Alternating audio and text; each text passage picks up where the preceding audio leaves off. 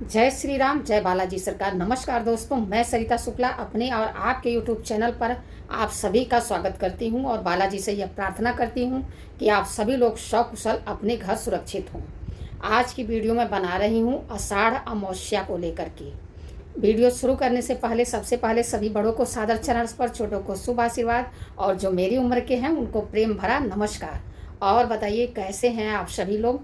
आशा करती हूँ कि बालाजी की कृपा से आप सभी लोग मस्त हों, अपने घर में मुस्कुराते रहें, हमेशा खिलखिलाते रहें, आपके घर की खुशियाँ हमेशा बनी रहे, यही मेरी बालाजी से प्रार्थना है। चलिए आते हैं आज की वीडियो पर उससे पहले मैं आपको एक ऐसा उपाय बता रही हूँ जो इस टाइम करना बहुत ही ज़रूरी है। जैसे कि आप सभी लोग देख रहे हैं कि बरसात शुरू हो गई है, मानसून आ गया है, पर कहीं कहीं तो इतनी ज़्यादा बरसात हो गई है कि लोगों को खाने तक को नहीं मिल रहा है। तो इस टाइम हमारा फ़र्ज़ बनता है, अगर हमारे आसपास भी कोई ऐसी परिस्थिति में हो जिसको खाने पीने का ठिकाना ना हो, कपड़े ना हो, बिल्कुल उसके घर से सब कुछ बह गया हो, इस टाइप की जिसके आसपास भी ऐसे लोग हों, वो लोग पहला काम तो यही करें कि जहाँ तक हो सके उनको भोजन अवश्य कराएं। आपके जो कपड़े लत्ते हैं थोड़ा उनको अवश्य दें, ताकि उनका भी जो है आत्मा तृप्त हो सके। और जब उनकी आत्मा तृप्त होगी तो आपको बहुत सारी दुआएं देंगे। तो कुछ काम जो है हमको ऐसे करने चाहिए जिससे लोगों की दुआएं हमको मिलें। तो इस टाइम यह कार्य करना बेहद ज़रूरी है, बहुत ही ज़रूरी है। अगर एक एक आदमी भी अगर एक एक व्यक्ति को अगर खाना खिला दे, तो अगर आपके गांव में 100 घर हैं तो 100 लोग तो खाना खा ही सकते हैं। 100 लोग भोजन करेंगे और 100 लोगों का पेट भरेगा। सोचिए आपको कितना पुण्य मिलेगा इसके लिए। छोटे छोटे बच्चे हैं, महिलाएं हैं, तमाम तरह के लोग हैं कि उनके बेचारे के जीवन से समझ लीजिए कि इस बरसात ने सारी खुशियां ही छीन ली हैं। तो थोड़ा थोड़ा ही सही उनके जीवन में खुशियां भरने की कोशिश करिए, उनके दुख को दूर करने की कोशिश करिए। भगवान आपके ऊपर ऐसे ही कृपा करेंगे। यह तो आज का एकदम विशेष उपाय है। अब इसको उपाय समझ लीजिए या सुझाव समझ लीजिए, चाहे जो भी समझिए, पर मेरी रिक्वेस्ट है, मेरी आप लोगों से हाथ जोड़कर प्रार्थना है कि अगर आपके आसपास ऐसे लोग हैं तो उनकी मदद अवश्य करिए। चलिए आते हैं आज की वीडियो पर। पंचांग के अनुसार आषाढ़ माह के कृष्ण पक्ष की अमावस्या तिथि जो है 5 जुलाई दिन शुक्रवार 2024 को सुबह 4:57 पर सुबह शुरू होगी और इसका समापन शनिवार 6 जुलाई 4:26 पर समाप्त होगा। तो इसलिए जो है आषाढ़ अमावस्या का पर्व जो है, इसको पर्व का नाम दिया गया है, क्योंकि आषाढ़ अमावस्या का बहुत ही विशेष महत्व है। तो आषाढ़ अमावस्या का पर्व जो है 5 जुलाई शुक्रवार को मनाया जाएगा।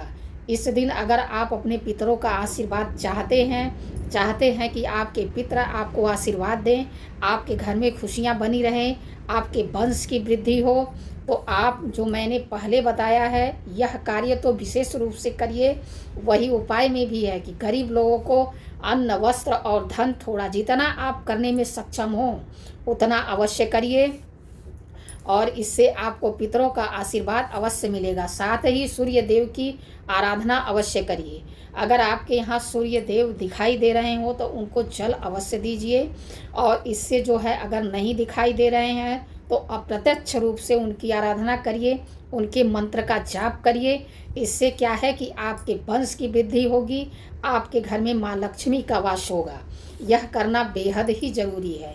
और इस आज मैं आप लोगों को एक ऐसा उपाय बता रही हूँ कि अगर इसको आपने करना शुरू कर दिया तो आपके पितरों का आशीर्वाद आपको ऐसे ही प्राप्त होगा। आपको क्या करना है, डेली रोज़ आपको यही करना है कि एक घी का दीपक सुबह और शाम दोनों टाइम, एक घी का दीपक जहाँ आप जल रखते हो, आपके यहाँ अगर फ़िल्टर है तो फ़िल्टर, आपके यहाँ अगर मटका है तो मटका, अगर आप बाल्टी में पानी भर के रखते हैं तो जहाँ भी आप पीने और खाने का जल रखते हैं वहाँ पर सुबह और शाम पितरों के नाम से एक घी का दीपक अवश्य जलाइए। इससे क्या है कि अगर आपके घर में पितृदोष भी होगा तो उससे भी आपको लाभ मिलेगा और आपको पितरों का आशीर्वाद अवश्य प्राप्त होगा।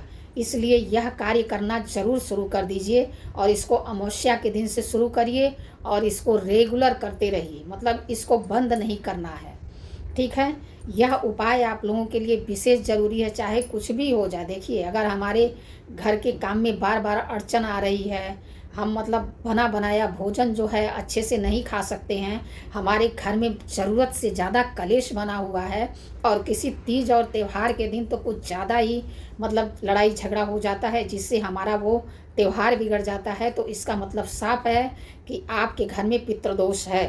तो आप जो है यह कार्य करना शुरू करिए और अमावस्या के दिन क्या करिए कि एक दीपक ले जा कर के किसी जलाशय के पास अवश्य जलाइए और 5 लाल फूल ले लीजिए, उसको जो है बहते हुए जल में प्रवाहित करिए। यह उपाय करने से आपके घर से जो पितरों का दोष होगा, पितृदोष होगा, उससे आपको छुटकारा मिलेगा, आपके घर में सुख शांति होगी। और जब सुख शांति होगी ना, तो आधा पेट भी अगर भोजन हो तो भी कोई फर्क नहीं पड़ता। और अगर घर में शांति नहीं हो ना, तो हम मोहन भोग ही क्यों ना खाएं, उससे कोई मतलब नहीं होता, क्योंकि वो हमारे शरीर को लगता ही नहीं है। क्योंकि हमारे घर में इतना कलह मचा रहता है कि हमको उससे कोई मतलब ही नहीं होता है। इसलिए यह उपाय करिए और अपने घर में शांति ले आइए, माँ लक्ष्मी को ले आइए। इससे आपके सारे दुख दर्द दूर होंगे और यह उपाय आप अवश्य करके देखिएगा। देखिए, अमावस्या के दिन क्या करना है, आंवला का दान विशेष रूप से करिए, दूध का दान करिए, घी का दान करिए, दही का दान करिए। मतलब इन सब चीज़ों का दान करने से आपके घर में अगर धन की समस्या है और आपको धन प्राप्त नहीं हो रहा है, तो अमावस्या के दिन इन सब वस्तुओं का दान करने से आपको धन की प्राप्ति अवश्य ही होगी और आपकी हर समस्या जो है वह दूर होगी। देखिए, वैसे तो बहुत सारे उपाय हम लोग बताते हैं रोज के लिए, लेकिन कुछ उपाय ऐसे होते हैं जिनको उस दिन किया जाए तो उसका जो फल होता है या उसका जो तेज होता है ना, वो दुगना तिगुना चौगुना हो जाता है। तो आज मैं जो आपको उपाय बता रही हूँ, ये आप मंगलवार को भी कर सकते हैं, ऐसा नहीं है। लेकिन अगर आपने यह उपाय अमावस्या के दिन किया ना, तो आप सोच भी नहीं सकते कि आपको कितना लाभ होगा। क्योंकि कुछ दिन ऐसे हैं कि जिस दिन हम उपाय करते हैं ना, उस दिन उसका मतलब क्या ही कहूँ मैं, उसका मतलब जो तेज होता है, जो उसका ओज होता है, वो बहुत ही ज़्यादा होता है। तो इसलिए उस दिन चूकिए मत। हाँ, अगर मान लीजिए किसी सूतक पातक की वजह से आपका ये उपाय अमावस्या के दिन आप नहीं कर पाते हैं, तो कोई बात नहीं, तब इसको आप मंगलवार के दिन कर सकते हैं। लेकिन जहाँ तक कोशिश करिए कि अमावस्या के दिन यह उपाय करिए, क्योंकि अमावस्या के दिन करने से आपको मतलब विशेष रूप से इसका जो है प्रभाव देखने को मिलेगा और आपके जीवन से जो भी समस्या होगी वो तुरंत दूर होगी। तो अगर आप अमावस्या के दिन करते हैं तो बहुत अच्छा है, लेकिन अगर किसी सूतक पातक की वजह से आप अमावस्या के दिन नहीं कर सकते हैं तो कोई बात नहीं, आप जो है मंगलवार के दिन यह उपाय अवश्य कर सकते हैं। ठीक है, चलिए आते हैं आज के उपाय पर। उसमें क्या है कि हनुमान जी की कृपा से, देखिए, बालाजी की कृपा से आपके सारे काम बनते चले जाएंगे, बनते चले जाएंगे। बस यही उपाय आपको करना है, क्योंकि जो है हनुमान जी एक ऐसे देवता हैं, अष्ट सिद्धि नवनिधि के दाता, अष्बर दीन जानकी माता। मतलब माँ सीता का उनको वरदान है कि 8 निधियाँ जो होती हैं वो सब उनके पास हैं। कोई भी ऐसी चीज़ नहीं है और कोई भी ऐसा संकट नहीं है जो हनुमान जी दूर ना कर सकें। इसलिए जो है यह उपाय जो है आप विशेष रूप से करिए अमावस्या के दिन। देखिए क्या होता है, अमावस्या के दिन चंद्रमा दिखाई नहीं देते हैं, उनका उदय नहीं होता है, उसे अमावस्या कहा जाता है। सभी लोग जानते हैं कि इस दिन चंद्रमा का उदय नहीं होता है, इसलिए इस दिन जो है अमावस्या मानी जाती है। क्योंकि चंद्रमा को श्राप मिला था, जिसके कारण उनको 15 दिन जो है उनकी शक्तियाँ उनके पास होती हैं और 15 दिन जो है वो शक्ति विहीन होते हैं। तो यानी जो अंधेरा पक्ष आता है उसमें चंद्रमा की शक्तियाँ जो हैं वो कमज़ोर हो जाती हैं, और जब उजाला पक्ष आता है तो उसमें चंद्रमा की शक्तियाँ अपने पूरे जोर पर होती हैं। तो इसलिए जो है इस दिन आप जो है अमावस्या के दिन यह उपाय अवश्य करिए और हनुमान जी की कृपा आपको अवश्य ही प्राप्त होगी।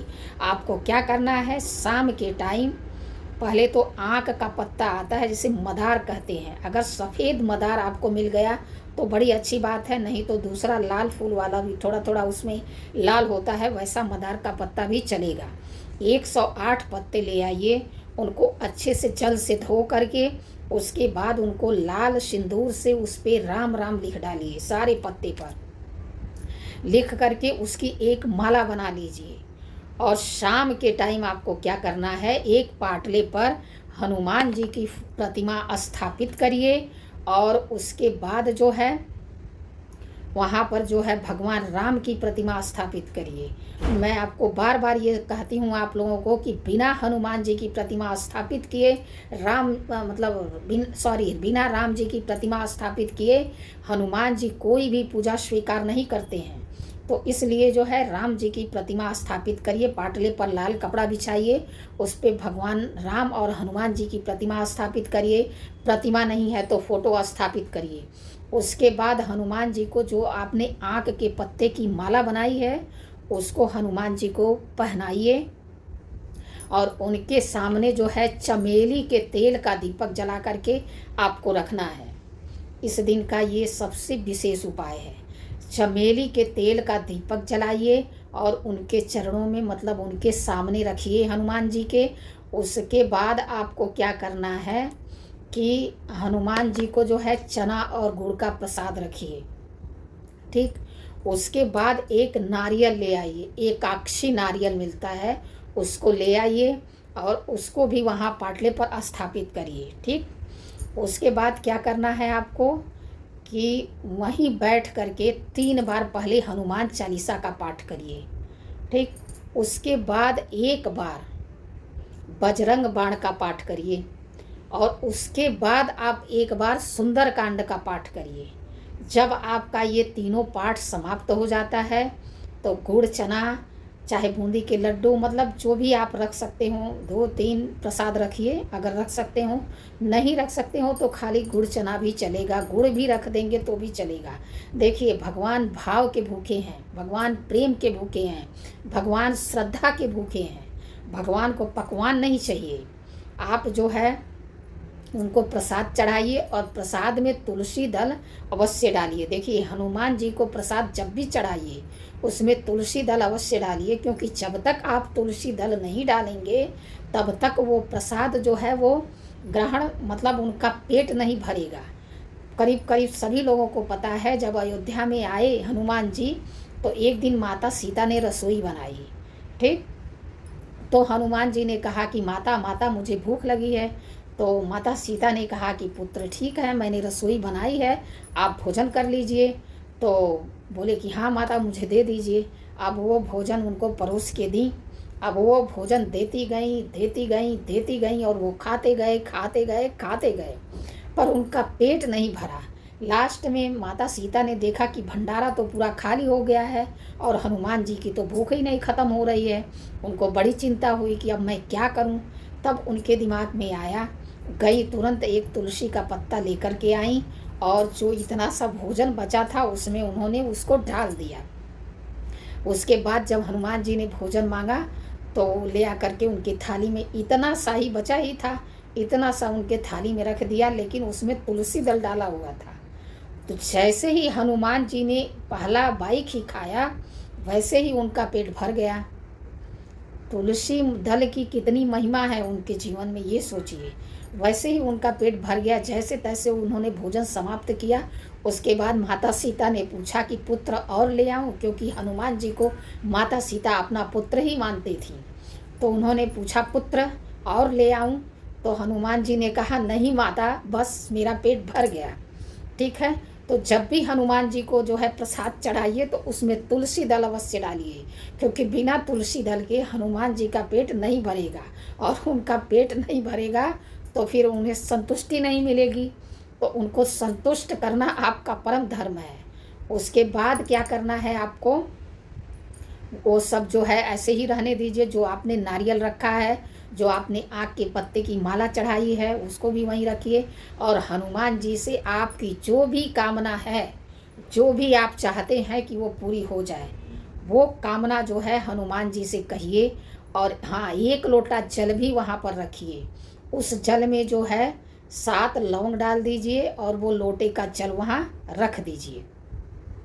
और उसके बाद हनुमान जी से प्रार्थना करिए कि हे बजरंगबली, मेरे सारे दुखों का नाश करिए, मेरे घर में सुख समृद्धि का वास हो, मेरे घर में धन संपत्ति आए, मेरे वंश की वृद्धि हो। मतलब जो भी आपको चाहिए आप उनसे कहिए। लेकिन मैं आप लोगों को इस पे भी एक बात बताऊंगी। देखिए, कभी भी जब हम कोई उपाय करते हैं तो उस टाइम बहुत सारी चीज़ें मत मांगिए। एक ऐसी चीज़ मांगिए जिसकी आपको बहुत ज़्यादा ज़रूरत हो, ठीक है? वही चीज़ उनसे मांगिए। और जब आपकी वह चीज़ पूरी हो जाए तो उसके बाद आपको अगर कुछ और चाहिए तो फिर से वो उपाय कर लीजिए। क्योंकि बहुत सारी चीज़ें आप मांगेंगे तो उसमें, जैसे हम कहते हैं कि चावल दाल बना लो, रोटी सब्जी बना लो, पूरी सब्जी बना लो, तो उसमें क्या होता है कि लोग कंफ्यूज हो जाते हैं कि क्या खाएंगे। तो इसलिए भगवान भी कंफ्यूज हो जाते हैं कि इतनी सारी चीज़ें मांग रहा है, मैं इसको क्या दूं। लेकिन अगर आपने पूरी श्रद्धा और विश्वास के साथ एक चीज़ मांगी तो आपकी वह मनोकामना अवश्य पूरी होगी, ठीक है? तो इसलिए क्या करिए कि पूरी रात वो जल जो आपने लोटे में भर के रखा है और वो नारियल वहीं रहने दीजिए। दूसरे दिन सुबह आपको क्या करना है, अमावस्या के दूसरे दिन सुबह क्या करिए कि वह जल ले जा कर के पीपल के पेड़ में अर्पित करिए। अगर आपके आसपास पीपल का पेड़ नहीं है तो कोई बात नहीं, आपके घर में अगर कोई प्लांट हो, जैसे तुलसी का पौधा छोड़ करके अन्य कोई प्लांट में, जैसे फूल का प्लांट हो, ऐसा कुछ प्लांट हो, उसमें भी आप डाल सकते हैं। लेकिन कोशिश करिए कि पीपल के पेड़ पर ही उसको अर्पित करें। दूसरी चीज़, वो नारियल और जो आपने आक के पत्ते की माला बनाई थी उसको ले लीजिए। क्योंकि वो दूसरे दिन तो बासी हो गई, वो पहने तो रहेंगे नहीं। उसको ले लीजिए और उसको ले जा करके अपने जो है, और नारियल नहीं, नारियल को क्या करिए, एक कपड़े में लपेट करके, लाल कपड़े में उसको कहीं भी छुपा करके रख दीजिए जिस पर किसी की नज़र ना पड़े। और जो आक के पत्ते की आपने माला बनाई है उसको ले जा करके बहते हुए जल में प्रवाहित करिए।